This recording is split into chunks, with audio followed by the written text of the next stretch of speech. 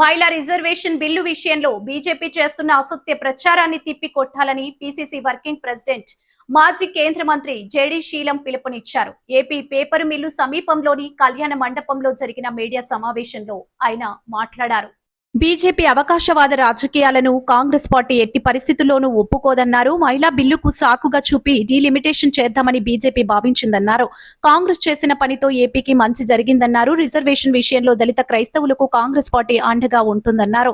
రాజకీయ లబ్ధి కోసమే బీజేపీ ప్రతిపాదన తీసుకొచ్చిందని విమర్శించారు. గ్రామ స్థాయి నుంచి కాంగ్రెస్ పార్టీ బలోపేతానికి కృషి చేస్తామన్నారు. అనంతరం ఉమ్మడి గోదావరి జిల్లాల అధ్యక్షులతో సమీక్ష సమావేశం నిర్వహించారు.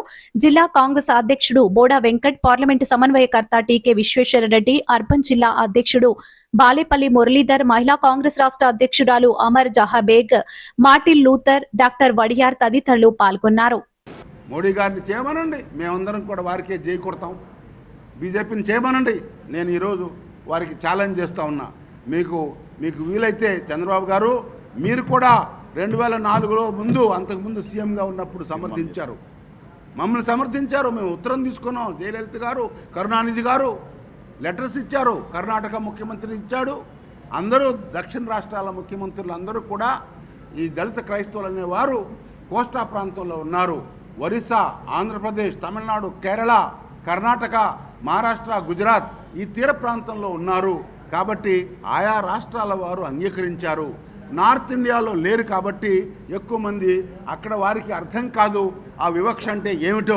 బ్రిటిష్ కాలం నాటి 1950లో ఎందుకు చేయలేదు అంటే, ఆ రోజు ఉన్నటువంటి పరిస్థితుల్లో స్వాతంత్రం వచ్చింది.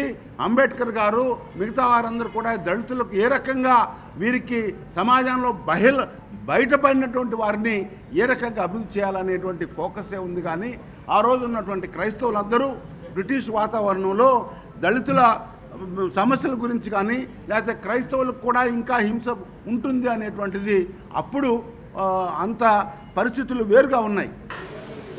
స్వర్గీయ శ్రీ నందమూరి తారక రామారావు గారి తనయ శ్రీమతి దగ్గుపాటి పురంధేశ్వరి గారికి రాజకీయ జీవితాన్ని ప్రసాదించిన పార్టీ ఏది? 10 ఏళ్లు కేంద్ర మంత్రిగా అవకాశం ఇచ్చిన పార్టీ ఏది? మీ ఇంట్లోని మహిళలకే మీరు రాజకీయాల్లో అవకాశాలు ఇవ్వకపోతే, తల్లి లాంటి పార్టీ కాంగ్రెస్ పార్టీ అవకాశం ఇస్తే, కాంగ్రెస్ పార్టీలో 10 సంవత్సరాలు కేంద్ర మంత్రిగా ఉన్నటువంటి శ్రీమతి దగ్గుపాటి పురంధేశ్వరి గారిని ఈరోజు బీజేపీ పార్టీలో జాయిన్ చేసుకుని ఏదో మహిళలకి న్యాయం చేశాము. మోడీ గారి గురించి మనకి తెలిసిందే. పట్టుకున్న భార్యకే న్యాయం చేయలేని వ్యక్తి దేశంలోని మహిళల గురించి మాట్లాడుతున్నారు. 33% రిజర్వేషన్ గురించి మాట్లాడే అర్హత కానీ, హక్కు కానీ ఇక్కడ ఆంధ్రాలో ఉన్నటువంటి ఎన్డీఏ కూటమికి కానీ, వైఎస్ జగన్మోహన్ రెడ్డి గారికి కానీ లేదని ఒక మహిళగా నేను చెప్పగలను. తెలంగాణ ఇక్కడ పీసీసీ వర్కింగ్ ప్రెసిడెంట్ గా ఇక్కడికి రామ్మని కోరటం జరిగింది. కాంగ్రెస్ పార్టీ కూడా మాకు సపోర్ట్ చేయాలి. ఎందుకంటే గతంలో కూడా 1994లో మేము పెద్ద ఎత్తున ఏలూరులో బహిరంగ సభ పెట్టాం. అప్పుడు మాగంటి వరలక్ష్మి గారు, పెద్ద మంత్రులందరూ కూడా వచ్చి, ఢిల్లీ నుంచి సీతారాం కేసరి గారు వచ్చి మాకు మద్దతు తెలియజేశారు. ఆ టైంలో పార్లమెంట్లో మేమంతా బిల్లు పెట్టమని అడిగాము. అప్పుడు మాకు 4 ఎమ్మెల్యే టికెట్లు కూడా కాంగ్రెస్ ప్రభుత్వం ఇవ్వడం జరిగింది. అప్పుడు విశాఖపట్నం, దెందులూరు, అదేవిధంగా బాపట్ల, సికింద్రాబాద్ ఎమ్మెల్యే టికెట్ ఇచ్చారు. తర్వాత మళ్ళీ మేము 94 నుంచి మేము వెంటాడితే పివి నరసింహ గారు భారతదేశ ప్రధాని ఉన్నప్పుడు 1996లో బిల్లు పెట్టడం జరిగింది. కానీ ఆ బిల్లు కొన్ని సాంకేతిక లోపాలు ఉన్నాయని మన అయ్యగారు కూడా చెప్పారు. ఎంపీ గారు, మంత్రి గారు, మాజీ మంత్రి గారు.